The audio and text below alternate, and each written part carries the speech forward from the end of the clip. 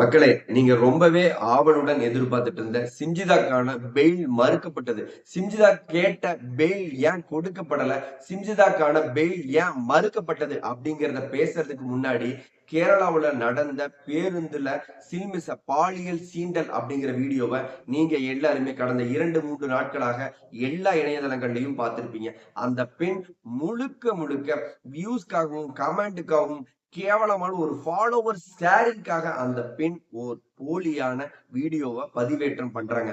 அந்த வீடியோவை பதிவிட்டது ஆணோ பெண்ணோ, தவறு நினைக்கப்பட்டது ஆணுக்கோ பெண்ணுக்கோ, பாதிக்கப்பட்ட இடத்துல யார் ஓர் அப்பாவின் உயிர் போயிருக்குதோ அந்த உயிருக்காக கூக்குரல் கொடுத்த ஒட்டுமொத்தமான மக்களாகிய உங்க எல்லாத்துக்கும், இன்ஸ்டாகிராம் இன்ஃபுளுசர் எல்லாத்துக்குமே இந்த இடத்துல என்னோட சேனல் மூலியமா ஒரு நன்றியை தெரிவிச்சுக்கிறேன்.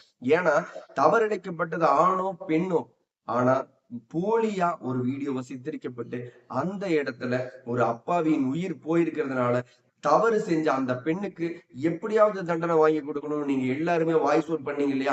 எல்லாருமே வீடியோஸ் கொடுத்தீங்க இல்லையா? தவறு இழைக்கப்பட்டது யாராக இருந்தாலும் தவறு செய்தவர்களுக்கான தண்டனை கிடைக்க பெறணும்னு நீங்க எல்லாருமே ஏங்குனீங்க இல்லையா? அந்த பெண் பெயில் கேட்கும் பொழுது தவறு செஞ்சவங்க தண்டனை அனுபவிக்கணும், அவங்களுக்கான பெயில் கிடைக்க கூடாது அப்படின்னு நீங்க எல்லாருமே ஏங்குனீங்க இல்லையா? உங்களுடைய அத்தனை பேருடைய உள் உணர்வுகளும் உண்மையானது. இந்த மாதிரி ஒரு போலியான வீடியோவை பதிவேற்றம் பண்ணதுக்கு அப்புறம் அதுல சமூக வலைதளங்கள்ல பார்வையிட்ட எல்லாருமே இந்த வீடியோ ஏங்கலங்களா திசை திசை அப்படி மாறி மாறி மாறி மாறி முழுக்க முழுக்க ஒரு வியூஸ்க்காகவும் கண்டென்ட்டுக்காகவும் கிரியேட் பண்ணுனது அப்படின்னு தெரிஞ்சதுக்கு அப்புறம் அந்த மனுஷன் உயிர் போனதுக்கு அப்புறம் ஒரு அப்பாவின் உயிர் பறிக்கப்பட்டதே இந்த தவறு செஞ்ச இந்த பெண்ணுக்கு எப்படியாவது தண்டனை கொடுங்க, எப்படியாவது தண்டனை கொடுங்க வாய்ஸ் அவுட் பண்ணுன உங்களுடைய உள்ளுணர்வு உண்மையானது. அதுக்காக தான் கேரளா அரசு சிம்ஜிதா அவர்களை தண்டனைக்குரிய ஒரு நபரா கைது செய்யறாங்க. கைது செஞ்சதோட கோர்ட்ல சிம்ஜிதா அவர்கள் தனக்கான பெயில கேட்கும் பொழுது அந்த பெயிலுக்கு கேரள காவல்துறை ஒரு வேல்யூவான ஒரு ஸ்டேட்மெண்ட்டை முன்வைக்கிறாங்க. மக்களே, இந்த இடத்துல சிம்ஜிதா அவர்கள் கேட்ட பெயில் ஏன் மறுக்கப்பட்டது அப்படிங்கிற விஷயத்த நான் உங்ககிட்ட பகிர்ந்துக்கணும்னு ஆசைப்படுறேன். கேரள காவல்துறை மாஜிஸ்ட்ரேட்டர் ஆதிரா அவர்கள் முன்னாடி ஒரு அழகான வேல்யூவான ஒரு ஸ்டேட்மெண்ட்டை முன்வைக்கிறாங்க.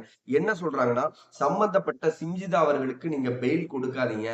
ஏன்னா தவறு முழுக்க முழுக்க இவங்கள் மூலியமா தான் நடக்கப்பட்டது, இவங்க தான் அதுக்கான காரணம் அப்படின்னு நாங்க திரட்டி வச்சிருக்கிற அந்த வேல்யூவான ரீசன்கள் இவங்களுக்கு பெயில் கொடுக்கப்பட்டா இவங்களுக்கு சாதகமா அவங்க திசை திருப்ப கூடும் அப்படிங்கிற ஒரு ஸ்டேட்மெண்ட் வச்சாங்க.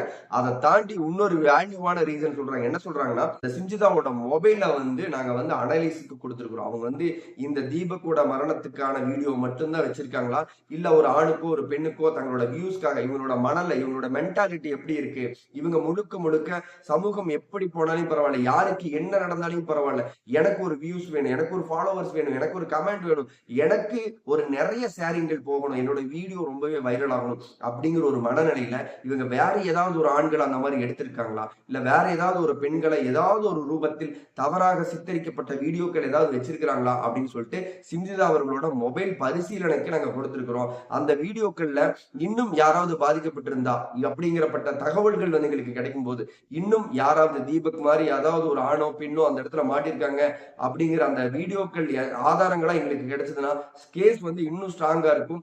இன்னும் சிம்ஜிதா எப்படிப்பட்ட நபர் அப்படிங்கறத நாங்க இந்த சொசைட்டில இந்த கேஸ்ல எடுத்துட்டு போக வசதியா இருக்கும்.